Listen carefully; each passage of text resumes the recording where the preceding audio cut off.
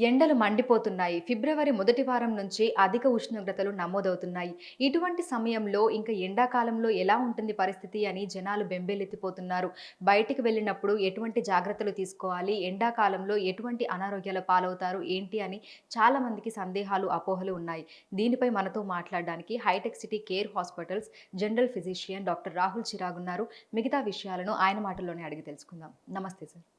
Sir, సమ్మర్‌లో ఎటువంటి health issues మనకొస్తూ ఉంటాయి? సో, సమ్మర్‌లో మనకు కామన్‌గా చూసే హెల్త్ ఇష్యూస్ చూస్తే హీట్ స్ట్రోక్ అనేది ఒకటి మొదటగా మాకు చాలా కామన్‌గా కనిపిస్తూ ఉంటుంది. రెండోది ఏంటంటే రికరెంట్ యూరిన్ ఇన్ఫెక్షన్స్, ఈ డీహైడ్రేషన్ మూలంగా వచ్చే ఛాన్సెస్ ఉంటాయి. అండ్ ఈ రీనల్ కాలిక్యులై అంటే కిడ్నీ స్టోన్స్ కూడా కామన్‌గా వస్తూ ఉంటాయి because of the dehydration. So, మనం కామన్‌గా చూసేది ఈ 3 కండిషన్సే ఎక్కువగా చూస్తూ ఉంటాం డే ఇన్, డే ఔట్ ప్రాక్టీస్‌లో మాత్రం. సో, హీట్ స్ట్రోక్ అంటే ఏంటనే దాని గురించి ఫస్ట్ మాట్లాడదాం. సో, హీట్ స్ట్రోక్ గురించి ఏంటంటే, అది సమ్మర్ సీజన్స్‌లో మోర్ కామన్. ఇది మన బాడీ రియాక్షన్ ఎక్స్‌టర్నల్ హీట్ టెంపరేచర్‌కి ఎలా రియాక్ట్ అవుతుంది అనేది దాంతోనే హీట్ స్ట్రోక్ అనేది వస్తుంది. సో, ఇలాంటి కండిషన్స్ మన body temperature more than 104 degrees Fahrenheit ఉన్నప్పుడు మన బాడీ పైన తీవ్ర ప్రభావం చూపించే ఛాన్సెస్ ఉంటాయి.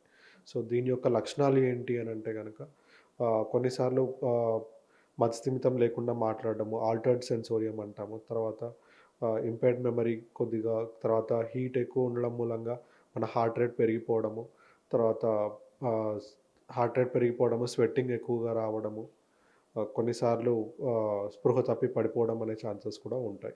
ఎక్కువగా హీట్ స్ట్రోక్స్ మూలంగా. సో, దీన్ని ఎలా మనము ప్రివెంట్ చేయగలుగుతాము అనంటే గనక ఆహ్, ప్రాపర్ హైడ్రేషన్. మనం ఎక్కడికైనా ఎళ్ళినా కానీ ఎక్కువ హీట్ క్లైమేట్ ఉన్నప్పుడు హైడ్రేషన్ ఖచ్చితంగా తీసుకోవాలి. అండ్ కిడ్స్ మరియు ఎల్డర్లీ ఇండివిడ్యువల్స్ చాలా జాగ్రత్తలు వహించాలి. వాళ్ళు ఇంట్లోనే ఉండటం బెటర్. బయటికెళ్ళకపోవడము బెటర్ ఆప్షన్. సార్, తర నార్మల్‌గా మనం చూసుకుంటే మనకి ఫిబ్రవరి నుంచి మనకు వాతావరణంలో మార్పులనేవి వస్తున్నాయి. పగటిపూట మనం చూసుకుంటే అధిక ఉష్ణోగ్రతలు మనకు నమోదవుతున్నాయి. నైట్ టైమ్‌లో చూసుకుంటే విపరీతంగా చలి ఉంటుంది. సో, 2 డిఫరెంట్ వెదర్స్ మనకుంటున్నాయి. సో, ఈ టైంలో ఎట్లాంటి హెల్త్ ఇష్యూస్ వస్తాయి? ఎట్లాంటి జాగ్రత్తలు తీసుకోవాలంటారు? సో, ఈ టెంపరేచర్ వేరియేషన్ కండిషన్స్‌లో కొన్నిసార్లు డీహైడ్రేషన్ మూలంగా ఫీవర్ వచ్చే ఛాన్సెస్ ఉంటాయి. ఎస్పెషల్లీ కిడ్స్‌లో ఉంటుంది. సో, దీనికి హైడ్రేషన్ ఒకటి కంపల్సరీ మెయింటైన్ చేయాల్సిన అవసరం పడుతుంది. అండ్ డే టైమ్ ఎక్కువగా టెంపరేచర్ వేరియేషన్ ఉన్నప్పుడు బయటికెళ్ళకపోవడము, అండ్ పిల్లలు బయట ఆడకపోవడం అనేది అడ్వైజబుల్. సమ్మర్ క్లైమేట్‌లో ఆడినా కానీ ఎర్లీ అవర్స్‌లో గానీ, లేదు అంటే సాయంకాలం చల్లబడినంక ఆడడం బెటర్. నార్మల్‌గా మనం సమ్మర్‌లో చూసుకుంటే ఈ వడదెబ్బ అంటే బాడీ డీహైడ్రేట్ అయిపోవడం ఇవి కాకుండా ఇంకా ఇతర అనారోగ్యాలు ఏమైనా వచ్చే అవకాశం ఉంది అంటారా? సో, ఈ హీట్ స్ట్రోక్ ఒకటి కామన్‌గా చూస్తాం. తర్వాత వచ్చేసి ఏంటంటే డీహైడ్రేషన్ మూలంగా వచ్చే అదర్ కండిషన్స్. కామన్‌గా అంటే యూరినరీ ట్రాక్ట్ ఇన్ఫెక్షన్స్, తర్వాత ఈ కిడ్నీ స్టోన్స్ కూడా చూస్తూ ఉంటాం.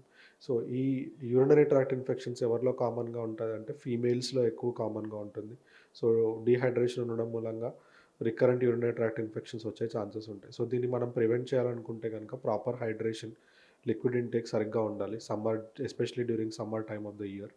తర్వాత మన వాష్‌రూమ్ హైజీన్ అనేది మెయింటైన్ చేస్తూ ఉండాలి. So, which can also prevent ఈ యూరినరీ ఇన్ఫెక్షన్స్ ప్రివెంట్ చేయగలుగుతుంది up to some extent.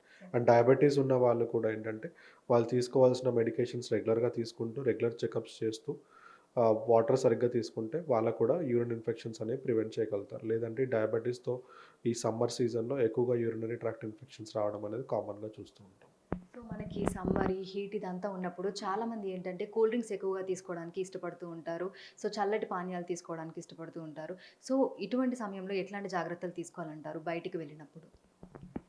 So, ఈ హైడ్రేషన్ అనేది ఏ ఫార్మ్‌లో అయినా బెటర్‌గా ఉంటుంది. బట్ కూల్ డ్రింక్స్ అనేది అవాయిడ్ చేయడం బెటర్. ఎందుకంటే అది మన బాడీ పైన బ్యాడ్ ఎఫెక్ట్స్ చూపించే ఛాన్సెస్ ఉంటాయి. So, other natural sources like coconut water ఎక్కువ తీసుకోవడము, తర్వాత butter milk with a tinge of salt అయినా పర్వాలేదు. లేదు, సన్‌లైట్ ఎక్స్‌పోజర్‌లో చాలా ఎక్కువ సేపు ఉన్నారు అనంటే గనక ఓఆర్ఎస్ పౌడర్ గానీ, వాటర్‌లో డైల్యూట్ చేసి కానీ తీసుకోవచ్చు. సో, హైడ్రేషన్ వేరే ఫార్మ్స్‌లో పెంచుకోవడం better than cool drinks avoid చేయగలిగితే that is a better option actually. So, నార్మల్‌గా ఇట్లా పగటిపూట బయటికి వెళ్ళినప్పుడు ఎటువంటి జాగ్రత్తలు తీసుకోవాలి? లైక్ చిన్నవాళ్ళైనా, పెద్దవాళ్ళైనా ఎటువంటి జాగ్రత్తలు తీసుకుంటే మంచిదంటారు? ఫస్ట్ థింగ్ ఏంటంటే, ఎక్కువ హీట్ ఉన్న టెంపరేచర్‌లో అప్పుడు ట్రావెల్ చేయకపోవడం బెటర్. అండ్ రెండోది, ఆహ్, లైట్ క్లాతింగ్ ఏసుకోవాలి. లైట్ కలర్డ్ క్లాతింగ్ గానీ, థిన్ క్లాతింగ్ ఏసుకోవాలి. తర్వాత హైడ్రేషన్ కంపల్సరీ ఉండడానికి ఖచ్చితంగా ఒక water bottle you have to carry all the time. ఎప్పుడూ క్యారీ చేస్తూ ఉండాలి. And if not possible at least some hydration form ఖచ్చితంగా మెయింటైన్ అయ్యేటట్టు చూడాలి. And it should not be in extreme క్లైమేట్స్‌లో కూడా ట్రావెల్ చేయకపోవడం అనేది better. Especially elderly and kids actually. So మనకు ఆల్రెడీ ఇప్పుడు మనకి టెంపరేచర్స్ అనేవి హైలో ఉన్నాయి. సో దీనికి రిలేటెడ్‌గా మీకేమైనా కేసెస్ వస్తున్నాయా? మీరు ఇప్పటి వరకు అంటే ఎటువంటి పీపుల్‌ని ఎవరైనా మిమ్మల్ని కన్సల్ట్ అయ్యారా? యాహ్! సో, హీట్ స్ట్రోక్స్ పరంగా అయితే చూస్తున్నాము. ఈవెన్ ఇన్ యంగ్ ఇండివిడ్యువల్స్‌లో కొంతమంది జిమ్‌లో వర్కౌట్ చేయడం మూలంగా హై టెంపరేచర్స్‌తోని కొన్నిసార్లు ఈ మసిల్ క్రాంప్స్‌తోని రావడం అనేది కామన్‌గా చూస్తూ ఉంటాం. సో, ఈ ఈ ఏదన్నా యాక్టివిటీ హై టెంపరేచర్ క్లైమేట్స్‌లో ఉన్నప్పుడు యాక్టివిటీ చేస్తే గనక సో, దాంతో డీహైడ్రేషన్ అయ్యి కామన్‌గా చూస్తూ ఉంటాం ఈ హీట్ స్ట్రోక్ రావడం అనేది. రెండోది కొన్నిసార్లు ఈ ఇన్ఫెక్షన్స్ యూరిన్ ఇన్ఫెక్షన్స్ లాగా చూస్తున్నాము. తర్వాత కిడ్నీ స్టోన్స్ అనేవి ఎక్కువగా చూస్తూ ఉంటాము ఈ సమ్మర్ టైమ్ ఆఫ్ ద ఇయర్‌లో ఎక్కువగా. సార్ నార్మల్‌గా మనం చూసుకుంటే ఇందాక మీరు చెప్పినట్టుగా లైక్ జిమ్ చేసే వాళ్ళ దగ్గర నుంచి కూడా మీకు కేసెస్ వస్తున్నాయి అంటున్నారు కదా! ఈ సీజన్‌లో ఎంతసేపు జిమ్ చేస్తే మంచిది అంటారు?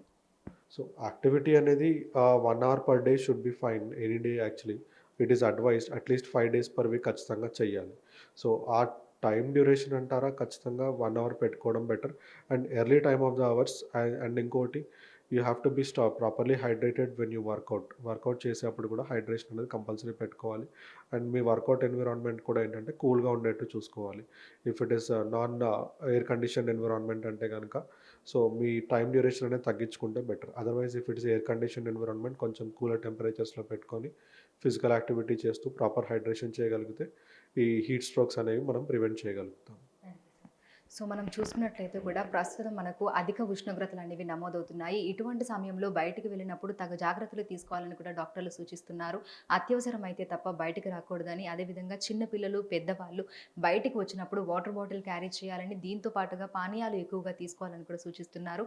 At the same time youngsters జిమ్‌లో కసరత్తులు చేసేటప్పుడు మామూలుగా బాడీ డీహైడ్రేట్ అవ్వకుండా ఎప్పటికప్పుడు కూడా వాళ్ళు లిక్విడ్స్ అనేవి తీసుకుంటూ తక్కువ సమయం మాత్రమే ఈ సమయంలో అంటే సమ్మర్‌లో మనకి ఎస్పెషల్లీ ఒక గంట పాటు అది కూడా కూల్ టెంపరేచర్‌లో మార్నింగ్ టైమ్స్‌లో చేస్తేనే బావుంటుందని కూడా చెప్తున్నారు. ఇప్పుడు సంజుతో అంశుమా బిగ్ టీవీ హైదరాబాద్.